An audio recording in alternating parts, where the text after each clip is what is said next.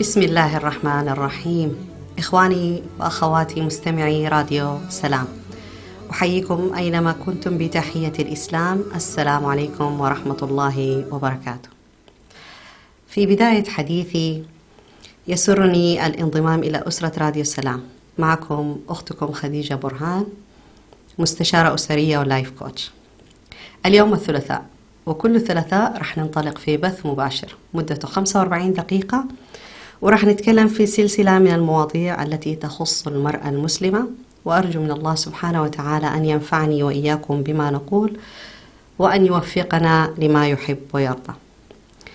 طبعا مثل ما احنا عارفين أنه عنوان البرنامج المرأة والحياة، يعني أكثر أحاديثنا وكلامنا راح يكون موجه ومركز وموجه للمرأة بصفة خاصة، وقضايا المرأة الاجتماعية، وللجميع بصفة عامة.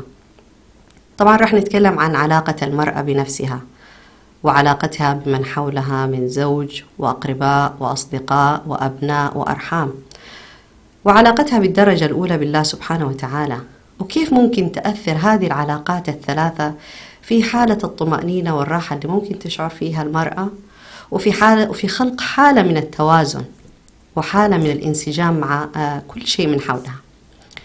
وراح يكون في مدار حديثنا أيضا الظروف المحيطة بالمرأة من مشاكل وتجارب وتعاملات ومعاملات، راح يكون من ضمن حديثنا أيضا.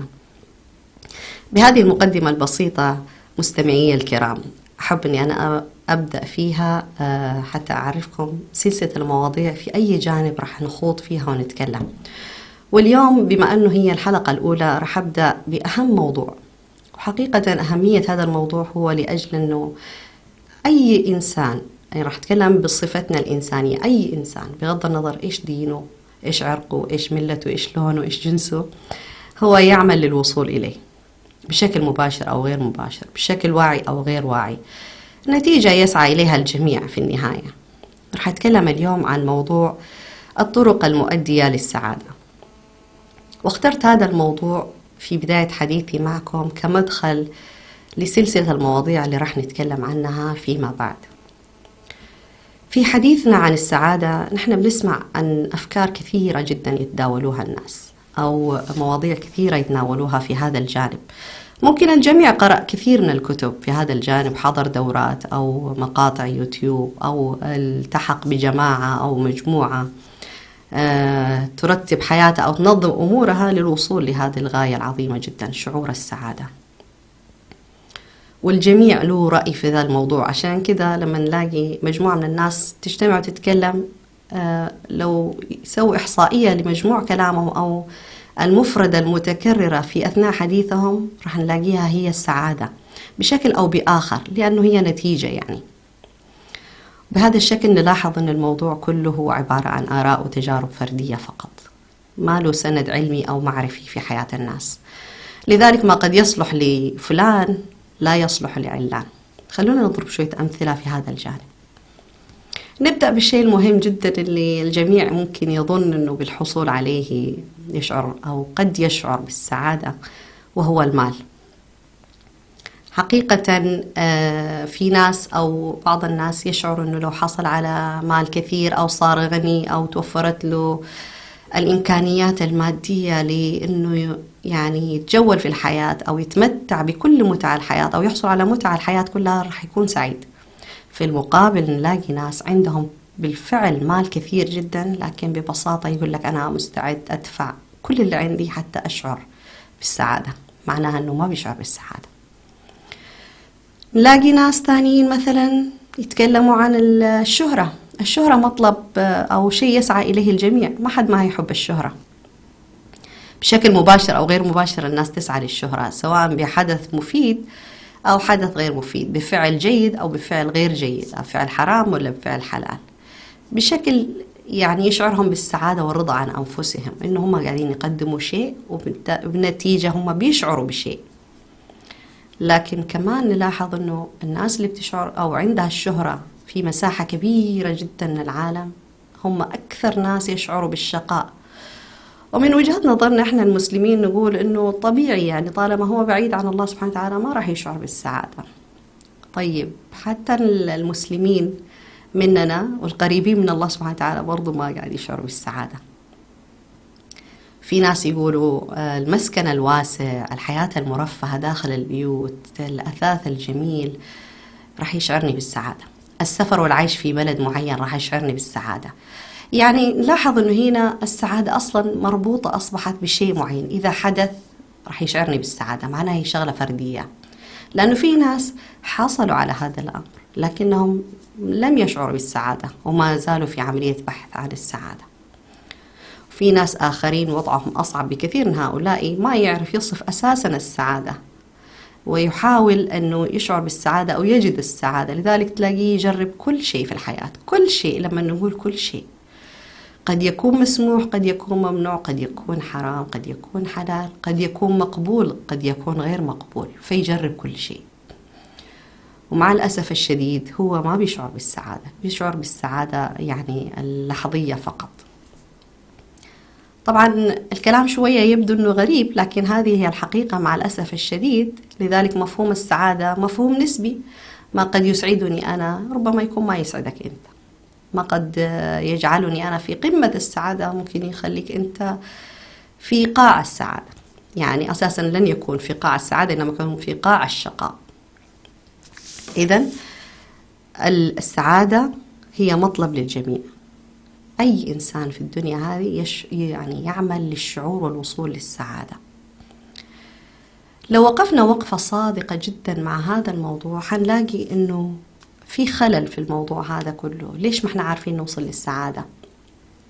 بس خلوني أرجع لمثال مهم جدا. يعني قبل تقديم هذه الحلقة لفت نظري، هو دارج هذه الأيام، طبعا ما له علاقة بموضوع كورونا، بس إنما دارج هذه الأيام أو هذه الفترة أو هذه السنة تحديدا. يعني لاحظت الموضوع هذا، إنه في ناس تتبع قراءة آيات معينة أو ورد معين أو قراءة سورة معينة، ولما تصف تجربتها مع الأسف الشديد تصفها كما لو أن هي نتيجة حتمية لهذا الأمر. مثلا في جروبات كثيرة عندهم قراءة سورة البقرة أو قراءة سورة ياسين مثلا بتكرار معين بأسلوب معين، ويتكلموا عن تجربتهم أنهم بالفعل يعني هم وصلوا للسعادة وتحقيق الأمنيات.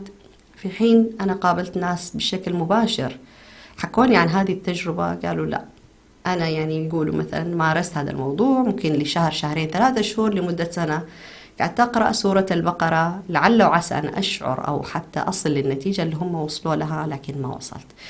طبعا هنا الخلل في الأشخاص أو خلل فينا نحن، مش خلل في الآيات ولا في الورد ولا في القرآن ولا في أي شيء.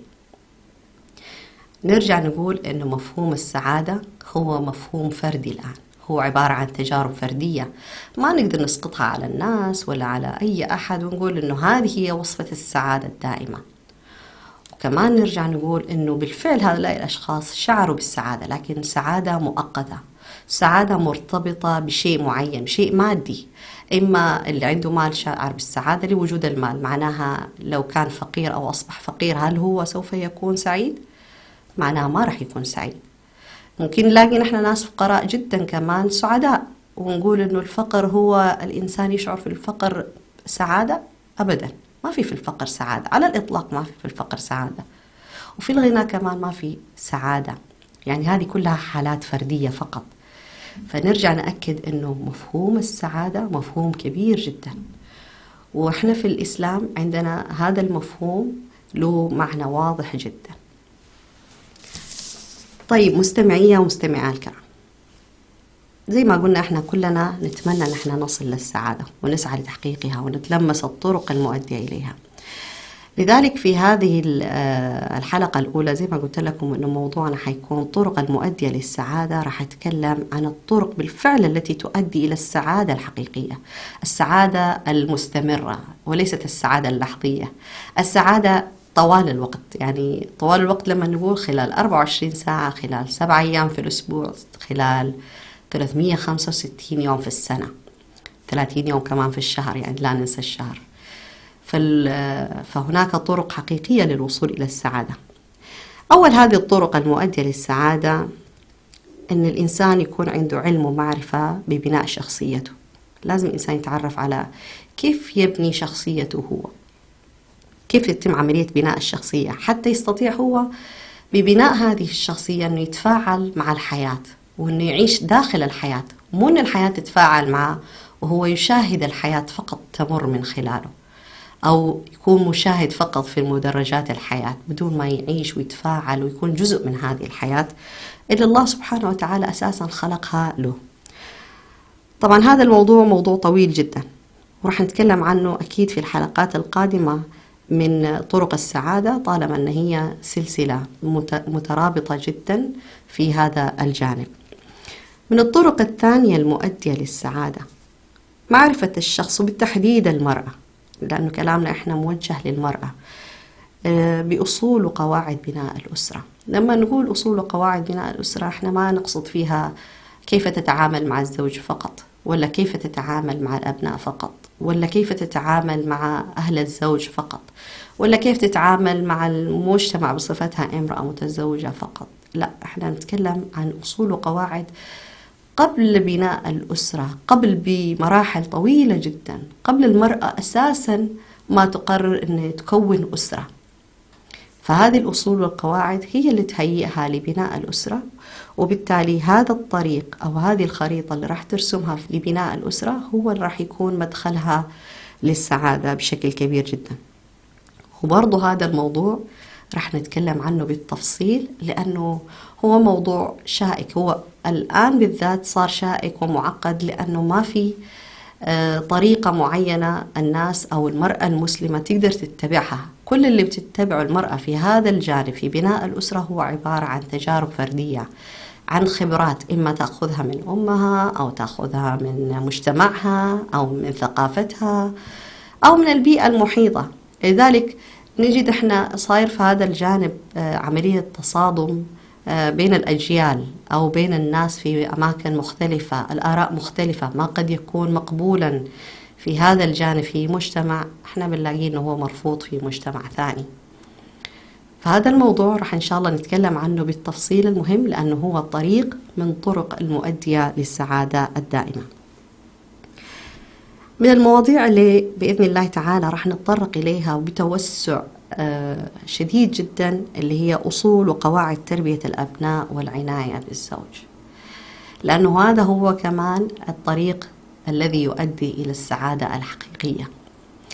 فهذه الطرق اللي تؤدي إلى السعادة هي الأساس اللي راح نعتمده في بناء خريطتنا في سيرنا في دروب السعادة.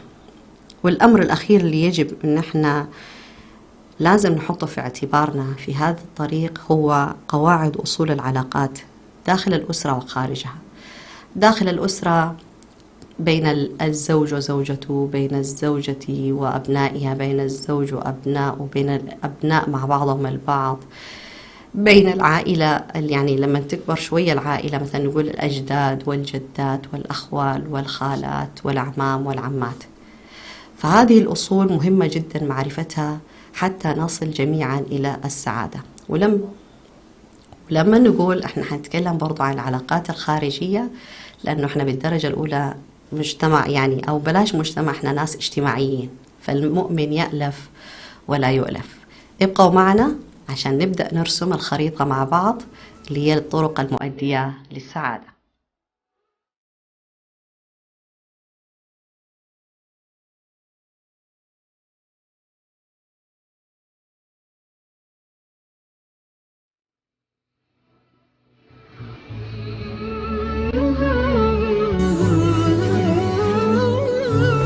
لم يكن الإعلام وليد عصر من العصور أو حضارة من الحضارات، فلا يوجد زمن من الأزمنة قديما أو حديثا إلا واحتل الإعلام مكانة فيه. ومن هنا انطلق راديو سلام مستخدما جميع الوسائل المتاحة على الأقمار الصناعية ومنصات البث على الإنترنت والتطبيقات ليصل إلى جمهوره، ليكون وسيلة إعلامية مسموعة متخصصة في الشأن الإريتري، ويبث باللغتين العربية والتجرينية على مدار الساعة. راديو سلام يخاطب المجتمع الإريتري كافة بجميع مكوناته، ويتفاعل مع قضاياه لترسيخ الانتماء وتجديد الوعي وتحقيق السلام والريادة، ويبث على الأقمار الصناعية والمنصات الإلكترونية كافة. وكانت أهدافه تعزيز قيم السلام والإخاء والتصالح والعيش المشترك، نشر قيم الإسلام وأخلاقه وتعزيز الأعراف والأخلاق الفاضلة، ترسيخ مكانة المرأة وتفعيل دورها في المجتمع والعناية بقضايا المرأة والطفل والشباب وكبار السن، المساهمة في التنمية ومواجهة الفقر والجهل وتوطين اللغة العربية. اكتمل بث راديو سلام على المنصات التالية: على القمر الصناعي نايل سات على التردد 12687، وعلى متجر الأندرويد والأبل، وعلى الموقع الإلكتروني سلامميديا61.com، وعلى جميع وسائل التواصل الاجتماعي. راديو سلام، سلام ووئام.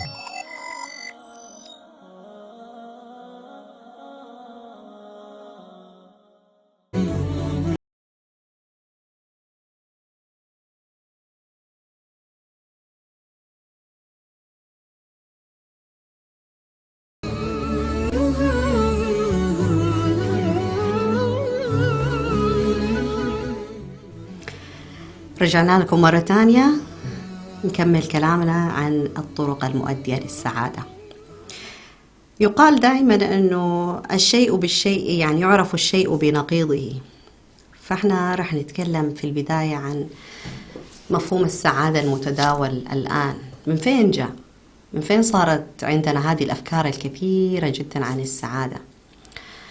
والهدف حقيقة أن احنا لازم نتكلم عن هذا الموضوع عشان نقدر نميز الشيء بشيء آخر، يعني نذكر الشيء الموجود الآن والحقائق تبعه والأفكار من فين جات وإيش مفهومها وكيف انطلقت وليش الواحد بيعمل لها بهذا الشكل، ونرجع نقارنها بمفهوم السعادة في الإسلام فين هو.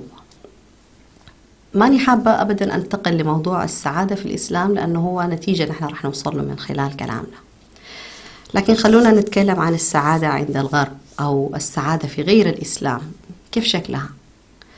هل بالفعل الآن زي ما احنا نشاهد أنه أغنى رجل في العالم ويعني الحرية الموجودة في الغرب، هل هذه بالفعل كلها هي تؤدي إلى السعادة؟ لو جينا احنا بين العائلات أو مع الشخص، ننطلق من هنا مع الشخص مع نفسه، كيف بيتعامل أساساً؟ يتعامل مع نفسه من منطلق إيش؟ يبحث عن كل شيء ممكن يشعره بالسعادة، السعادة الوهمية فقط، اللي يقوم الصباح ما يتذكر من أي شيء صار أمس. فيتعامل مع نفسه إشباع رغباته، سواء كانت رغبات يعني جسدية ولا متعة جنسية ولا مادية ولا إلى آخره. فكل همه أنه إشباع كل حاجاته ورغباته في هذه الحياة بأي شكل من الأشكال حتى يشعر بالسعادة. طيب على نطاق العائلة، أو قبل ما ننتقل لنطاق العائلة، لما نقول إشباع كمان هو بيتطرق لإيش؟ للبحث الدؤوب، يعني لأنه هو بيكون عنده مال مثلا بيشتغل وقت طويل جدا وبيجمع مال كثير جدا يعني بيكون علاقات نسائية يعني متعددة جدا، لكن في النهاية لا يشعر بالسعادة على الإطلاق، حتى لو أنه مثل ظاهر الأمر أنه هو سعيد. لذلك اللي مصدر لنا إحنا في الميديا أنه كل شيء يعني يدعو إلى السعادة هو وهم فقط، لكن ما فيه سعادة حقيقية. على مستوى العائلة، غير المسلمين كيف يتعاملوا مع عائلاتهم؟ بيقدموا أنفسهم على عائلاتهم، ما في شيء اسمه بر بالأم ولا بر بالأب ولا صلة رحم، هذا الشيء غير موجود. أهم شيء أنا ثم أنا ثم أنا ثم يأتي الآخرون بعدي. طيب مين هم الآخرون؟ الآخرون ممكن يكون الأب، ممكن تكون الأم، ممكن يكون الإخوان. فالمقدم هنا هو النفس فقط، لذلك ما في هذا الرابط العائلي القوي بينهم.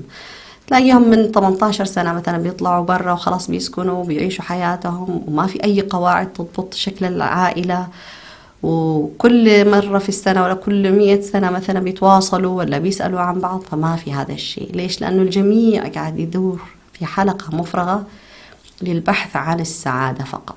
فهم يظنوا أنه أولادنا وعائلاتنا بس، هذا يعني صورة فقط يرسلوها للجميع أنه إحنا سعداء جدا، لكن في الحقيقة ما في سعادة في داخل الأسرة، بالعكس تلاقيهم متناحرين. وإحنا نعرف تماما المشاكل الموجودة عند غير المسلمين في داخل عوائلهم، نعرف تماما حجم المشاكل، ما راح نقول عقوق، إنما تجاوزت الأمور إلى فعل المحرمات يعني في داخل العائلة الواحدة، لأنه ما في ضابط معين لهذا السلوك. طيب مع مجتمعهم كيف بيتعاملوا؟ مع مجتمعهم برضو نفس الشيء، المصلحة أنا ثم الجميع، أما قبلي مصلحة المجتمع، مصلحة جاري، مصلحة ابن عمي ولا ابن خالي ولا صديقي ولا زميلي في الوظيفة، ليس لها أي اعتبار ولا لها أي قيمة مصلحته. ممكن يجي بعض الناس يقولوا طيب نحن عايشين برا وشايفين كيف هم أخلاقهم أخلاق الإسلام وأخلاق التعامل وحرية وعندهم احترام للآخر. طبعا هذا الشيء موجود يعني ما رح ننكر، لكن ضمن المصلحة طالما أنه مصالحه ما قاعدة تتأثر معناها هو ما عنده مشكلة مع أي أحد، ما عنده مشكلة أساسا معاك، فمع أي أحد بالنتيجة ما رح يكون عنده أي مشكلة. لكن إذا بدأت مصالحه تتضرر يظهر الوجه الآخر، لأنه أنت الآن تشكل أو ضرر مصالحه يشكل تهديد على شعوره بالسعادة. فبالتالي ما نقدر نقول هذا الكلام بشكل منطقي، لأنه يختلف تماما البناء في المجتمعات في هذا الجانب، كيف لازم يكون السلوكيات محكومة ضمن أي إطار أو سلوك أو ضوابط معينة. فما في داعي نقول إنه مثلا في الغرب في كذا وفي غير الغرب، مثلا في بلاد المسلمين التعامل كذا، ولا جاري الكافر أحسن من جاري، ما في داعي لهذا، كل هذه حالات فردية فقط، والنتائج هي بطبيعة الحال نتائج فردية، فما في لها أي شيء نرجع له ونتكلم ونقول إنه بهذا الشكل تتحقق السعادة. إذن لو نظرنا بمجمل كلامنا هنلاقي إنه الهدف الذي يحقق أو الذي يسعى إليه في غير الإسلام لتحقيق السعادة هو المصلحة. أينما تكون مصلحتي راح أشعر بالسعادة في ممارسة أي شيء، معناه راح أسعى أنا وهعمل للوصول لهذا الشيء. بهذا الشكل نقدر نفهم تماما أنه كل الكلام الذي يقال عن السعادة هو كلام نسبي. لازم نكون متأكدين تماما أنه هو كلام نسبي، قد يكون يناسبني قد يكون ما يناسبني. يعني المفروض أن السعادة مع الوقت هي أو بعد معرفة أصولها والطرق المؤدية إليها هي المفروض تتحول إلى أسلوب حياة. أسلوب حياة يعني نمارسه بشكل تلقائي، دماغنا خلاص مبرمج على ممارسته بشكل تلقائي جدا. لذلك لازم ننتبه لهذا الأمر، لأنه هذا هو الذي نسعى إليه. طالب المدرسة في المدرسة يسعى للوصول لهذا الشعور اللي هو شعور السعادة، ينجح في المدرسة سعيد جدا، ينجح في الجامعة سعيد جدا. المرأة إذا مدحها زوجها هي تشعر بالسعادة، لأن تشعر أنه هي أنجزت طوال هذه الفترة عشان تسمع الكلمتين الحلوة يعني اللي بيقولها. الأبناء لما يسمعوا ثناء أهاليهم عليهم يشعروا بالسعادة، لأنه الجهد الذي بذلوه للحصول على هذا الثناء هو الذي يشعرهم بالسعادة. فإذا السعادة هي هدف وغاية نعمل لها كلنا بطرق مختلفة، لكن نحن الآن رح نبدأ نرسم الطريق بمفهوم الإسلام عن السعادة وكيف يتحقق، وهل السعادة هي وهم يعني غير قابل للتحقيق، ولا هو شيء قابل للتحقيق وشيء حقيقي ممكن نتلمسه ونشعر فيه دائما وأبدا. من أحد القصص الطريفة يعني اللي في جانب السعادة أنه دائما من يتحدثون عن السعادة أو يؤلفون عن السعادة هم أكثر الناس عدم شعور بالسعادة، لكنهم قادرين بالفعل على وصف ما يريدون، يحددوا بالضبط يعني ويرسموا صورته بالضبط وكيف هو. لكن لما نيجي نقرأ السيرة الذاتية تبعهم مؤلفي السعادة هنلاقيهم أنهم أبعد الناس عن السعادة الحقيقية. السعادة في الإسلام لها مفهوم معين، لها مفهوم خاص جدا. السعادة في الإسلام لها مذاق خاص جدا، وهي قابلة للتطبيق، وأي واحد يقدر يطبقها ويمشي على المبادئ تبعها للوصول لهذا الأمر. السعادة في الإسلام ما هي لحظية، ما هي وقتية، ما تتأثر بشيء، إنما هي حقيقية دائما موجودة والإنسان جائع، موجودة والإنسان شبعان. موجودة والإنسان في حالة حرب، موجودة والإنسان في حالة سلم، موجودة والإنسان في السجن، موجودة والإنسان خارج السجن، موجودة لأنه هي داخل قلبه. بس السؤال هو كيف إن وجدت داخل قلبه؟ ليش يعني بعض المسلمين موجود بالفعل السعادة في داخل قلبهم بهذا الوصف، وبعضهم غير موجود هذا الشعور في داخل أنفسهم وقلوبهم؟ ليش مختلف هذا الموضوع؟ ما احنا كلنا مسلمين. هذا الشيء اللي راح لازم نتعرف عليه في رحلة أو في الطرق المؤدية إلى السعادة. السعادة في الإسلام ما هي مربوطة بالشعائر التعبدية، ما هي مربوطة بالطقوس التي نقوم فيها، ما هي مربوطة بأي ممارسة بنمارسها في حياتنا بشكل آلي جدا، يعني بشكل زي ما يقولوا أوتوماتيكي. ما هي بهذا الشكل، لأن لو هي بهذا الشكل كان المفروض في ناس يعني نعرفهم بشكل يعني حقيقي جدا بيمارسوا طاعات لله سبحانه وتعالى في الخفاء أكثر من غيرهم، لكن ما بيشعروا أبدا بالسعادة.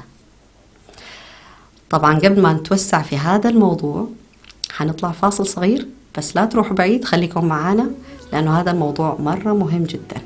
فاصل ونعود إليكم.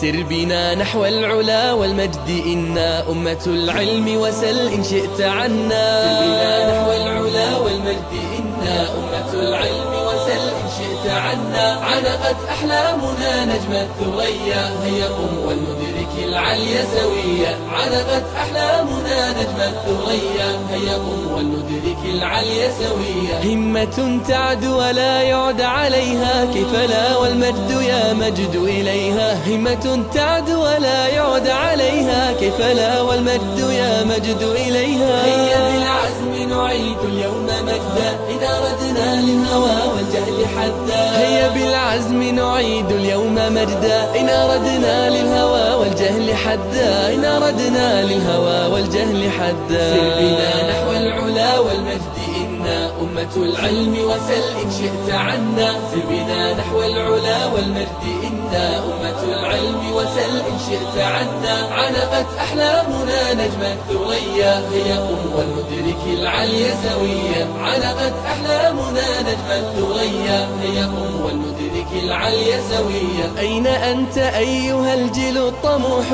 أين أنت أيها البر النصوح؟ أين أنت أيها الجيل الطموح؟ أين أنت أيها البر النصوح؟ إننا جئنا بأحلام تسامى في سماء المجد والحلم تنامى.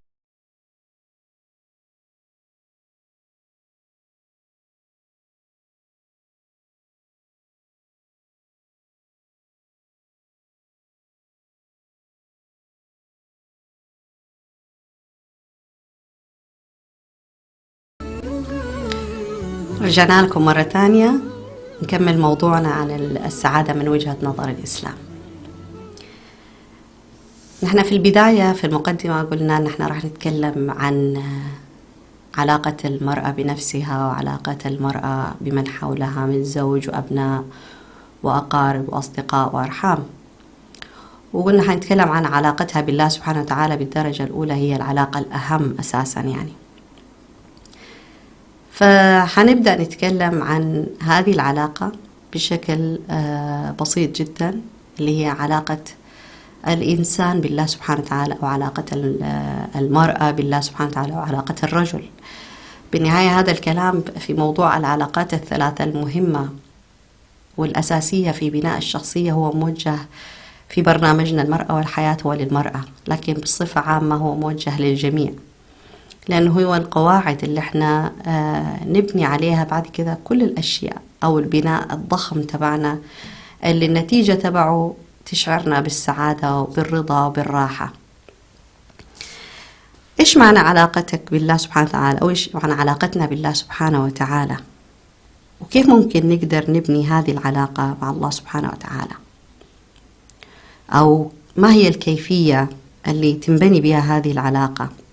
هل هي يعني ضمن أسلوب أو طريقة معينة واضحة جدا معروفة ومعلومة لدى الجميع أو لدى البعض مننا، أم هي متروكة لاجتهاد الجميع؟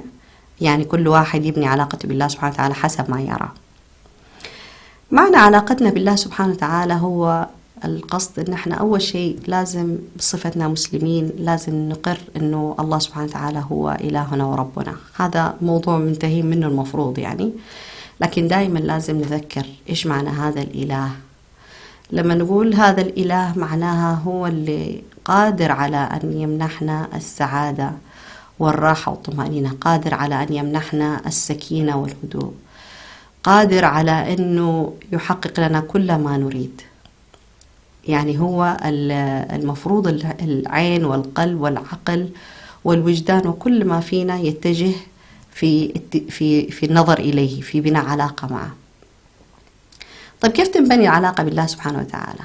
أول شيء العلاقة مع الله سبحانه وتعالى تنبني من نحن نقر أنه هو إلهنا، يعني أشهد أن لا إله إلا الله، أشهد أن محمد رسول الله. هذا هو المدخل. ثم بعد ذلك نشوف الله سبحانه وتعالى كيف الطريقة التي يريدنا أن نتعامل فيها معه. كيف نبغى نقابل الله سبحانه وتعالى، كيف نتعامل مع الله سبحانه وتعالى، كيف نضع اعتبار لله سبحانه وتعالى في حياتنا دائما وأبدا، بدون ما نضع الناس يعني هم اللي يحكموا علينا في هذه العلاقة أو يتدخلوا بيننا. بالضبط الموضوع يعني يشبه يعني كيف أنت تبني علاقة مع شخص.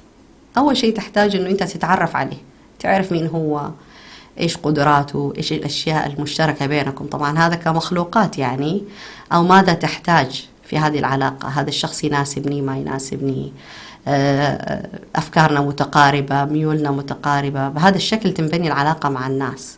مع الله سبحانه وتعالى كيف تنبني؟ هي تنبني من أنك تقر أول شيء، أو الإنسان أو المرأة أو الرجل يقروا تماما أنه هم مخلوقات ضعيفة ودائما محتاجة وعاجزة أمام الله سبحانه وتعالى. معناها بهذا الإقرار أنه أنا أحتاج الله سبحانه وتعالى دائما في حياتي، وأنا ما أقدر أسوي أي شيء في حياتي إلا بتوفيق من الله سبحانه وتعالى، إلا إذا الله سبحانه وتعالى سهل أمري وسخر لي كل شيء. بهذا الإقرار من القلب، من الداخل إلى الخارج، مو من العقل، لا من القلب، من داخل القلب، وبالصدق مع الله سبحانه وتعالى، نكون حطينا أول بذور بناء العلاقة مع الله سبحانه وتعالى.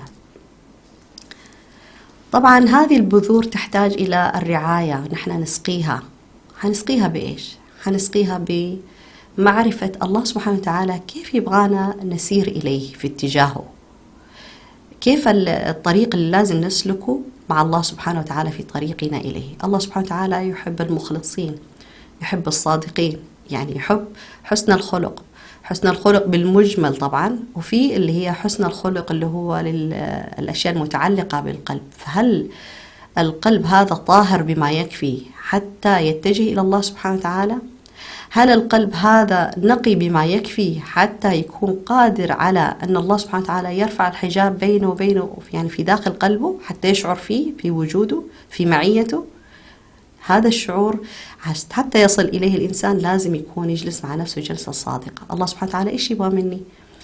كيف أتعرف إلى الله سبحانه وتعالى؟ كيف أقوي علاقتي بالله سبحانه وتعالى؟ أقوي علاقتي مو بالشعائر التعبدية، أول شيء أقوي علاقتي بالله سبحانه وتعالى من داخل قلبي.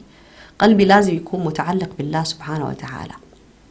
ولما نذكر ونقول دائما أن القلب لازم يكون متعلق بالله سبحانه وتعالى، هو هذا أكثر شيء السلف الصالح اشتغلوا عليه مع أنفسهم، أنهم جعلوا قلوبهم هي التي يعملوا عليها، فيخلصوا العمل لله سبحانه وتعالى. يعني لما يقوم بالعمل دائما يسأل نفسه، يشكك في نيته، يدخل في نيته هو أنه هذا العمل لا مو لله، أكيد أنا أبغى أعمله عشان فلان وعلان، حتى يقال عني كذا، حتى يقال عني كذا، حتى يستوثق من نفسه أنه هذا العمل هو لله سبحانه وتعالى.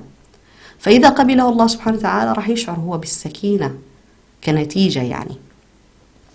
فهذه الأشياء كلها لما يعالجها الإنسان في داخل نفسه، راح يصل إلى رتبة عالية جدا مع الله سبحانه وتعالى. بس هو ما يجلس في حالة اطمئنان، لكن دائما حيجلس في حالة يعني راحة مع الله سبحانه وتعالى في التعامل مع الله سبحانه وتعالى، في دائما أنه يحافظ على هذه العلاقة أنها تكون قوية. لأنه كلما قويت علاقتنا بالله سبحانه وتعالى تظهر الاختبارات حتى تبين صدق هذه العلاقة من كذبها أو قوتها من ضعفها. وكل ما أصبحت هذه العلاقة قوية معناها هذا الإنسان وضع رجله في أول الطريق الصحيح لبناء السعادة أو الطريق المؤدي للسعادة.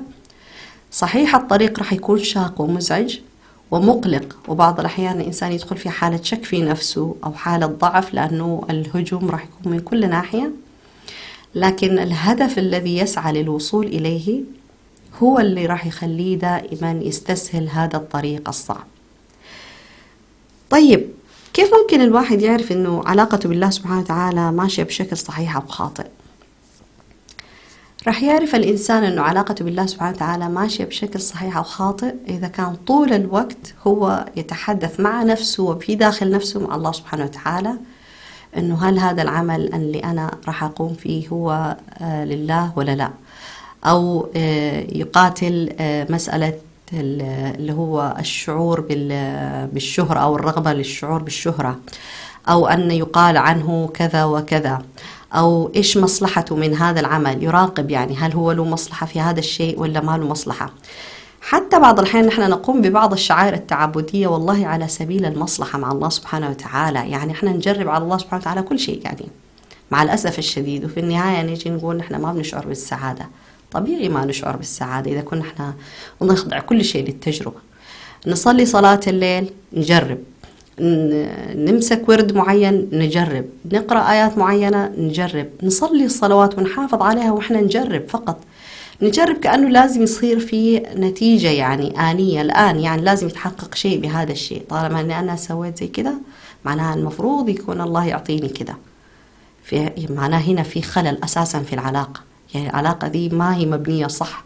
إذا الواحد ما عنده ثقة كافية بالله سبحانه وتعالى أعطاه ولا منعه، شعر بكذا أو لم يشعر بكذا، خلاص يعني هذه المسألة المفروض تكون محسومة. لذلك هنا السؤال مهم جدا، هل بالفعل علاقتي بالله سبحانه وتعالى ماشية بشكل صحيح أو خاطئ؟ لما نسأل نفسنا هل أنا أنتظر نتيجة لما أقوم به، نتيجة في الحياة الدنيا، ولا ما تهمني النتيجة في الحياة الدنيا؟ بالنتيجة أنا قاعدة أسوي شيء لله سبحانه وتعالى، المهم أنه يقبل مني الله سبحانه وتعالى، وأن يكون يعني أقرب ما أكون إلى الله سبحانه وتعالى بهذا العمل. يعني الآية القرآنية اللي تقول إيش؟ إنما نطعمكم لوجه الله لا نريد منكم جزاء ولا شكورا. هذا المعنى عميق جدا في وصف العلاقة بين الله سبحانه وتعالى وبين العبد، أو بين العبد مع الله سبحانه وتعالى، أنه ما ينتظر شيء من الناس أو ما ينتظر شيء أو نتيجة لما يقوم به أو لما يشعر به. طيب إيش معنى طيب هل نحن نقلل مثلا من العبادات أو الشعائر التعبدية التي نقوم بها؟ على الإطلاق، بالعكس، الشعائر التعبدية والعبادات هذا ما نقلل من قدره ولا قيمته ولا نمس به أبدا ولا نأتي بجانبه، لكن لازم يتم ممارسته وتطبيقه في حياتنا بشكل صحيح، مو بكيفية آلية زي المبرمجين فقط يعني بدون ما نشعر. لازم نوصل في سلوكنا في أداء الشعائر التعبدية إلى ما وصل إليه النبي صلى الله عليه وسلم لما قال لبلال يا بلال أرحنا بها بالصلاة. يعني هذا الشيء الواحد ما يقدر يوصل له إلا يقدر يوصل له الإنسان، يقدر يوصل إنه أرحنا بها يا بلال. يعني ليست الصلاة فقط، إنما أي ممارسة في الحياة تقربني إلى الله سبحانه وتعالى هي معناها أرحنا بها يا بلال، يعني أرحنا بهذا الفعل الحسن أو بهذا الفعل الصالح الذي يتم بالكيفية التي أمر الله تعالى بها، وليس حسب اجتهادي ولا اجتهادك ولا اجتهادك ولا حسب رأي المجتمع ولا الناس ولا أي شيء، إنما بالكيفية. إذا هذا الطريق اللي احنا نرسمه مع الله سبحانه وتعالى لازم يرسم ويؤدى ويطبق ويسير عليه بالطريقة والكيفية اللي الله سبحانه وتعالى أعطانا إياها وبين لنا إياها. وهذا طبعا ما هو موجود إلا في فهم عميق جدا لبعض آيات القرآن الكريم أو لما ما هو موجود في القرآن الكريم، لأن القرآن الكريم هو نظام حياة، يعني ما هو شيء نقرأه ونسكر المصحف ونجي ماشيين، لا، هو شيء يعني باللفظ الحديث يعني كتيب تعليمات للحياة. بس هذا القرآن هو يعلم كيف الإنسان يقدر يعيش في الحياة، وكيف يقدر يمشي في الحياة، وكيف يقدر يسير في الحياة بطريقة صحيحة ترضي الله سبحانه وتعالى. طيب، اليوم تكلمنا عن واحد أو طريق من الطرق المؤدية للسعادة، أو خلينا نقول بشكل أوضح أحد الطرق المؤدية لبناء الشخصية الصحيحة، وهو أهم طريق من طرق المؤدية للسعادة.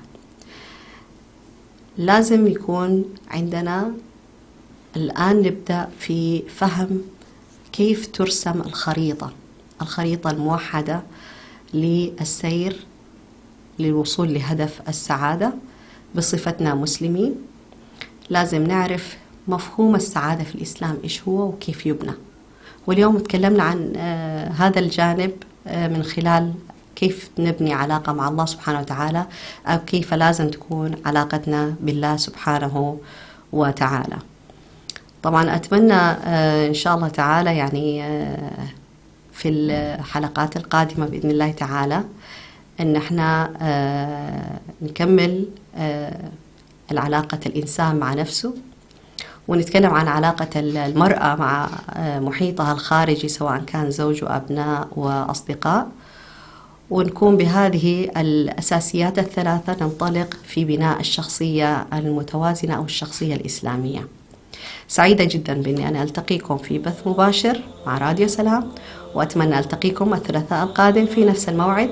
في أمان الله وحفظه. السلام عليكم. سر بنا نحو العلا والمجد إنا أمة العلم وسل إن شئت عنا. سر بنا نحو العلا والمجد إنا أمة العلم وسل إن شئت عنا. عنقت أحلامنا نجم الثريا، هيا قم ولندرك العلي سويا. عنقت أحلامنا نجم الثريا، هيا قم ولندرك العلي سويا. همة تعد ولا يعد عليها، كيف لا والمجد يا مجد إليها. همة تعد ولا يعد عليها، كيف لا والمجد يا مجد إليها. هيا بالعزم نعيد اليوم مجدا، إن أردنا للهوى والجهل حدا. هيا بالعزم نعيد اليوم مجدا، إن أردنا للهوى والجهل حدا. إن أردنا للهوى والجهل حدا. سر بنا نحو العلا والمجد إنا أمة العلم وسل إن شئت عنا. سر بنا نحو العلا والمجد إنا أمة العلم وسل إن شئت عنا. عنقت أحلامنا نجم الثريا، هيا قم ولندرك العلي سويا. عنقت أحلامنا نجم الثريا، هيا قم ولندرك العلي سويا. أين أنت أيها الجيل الطموح؟ أين أنت أيها البر النصوح؟ أين أنت أيها الجيل الطموح؟ أين أنت أيها البر النصوح؟ إننا جئنا بأحلام تسامى في سماء المجد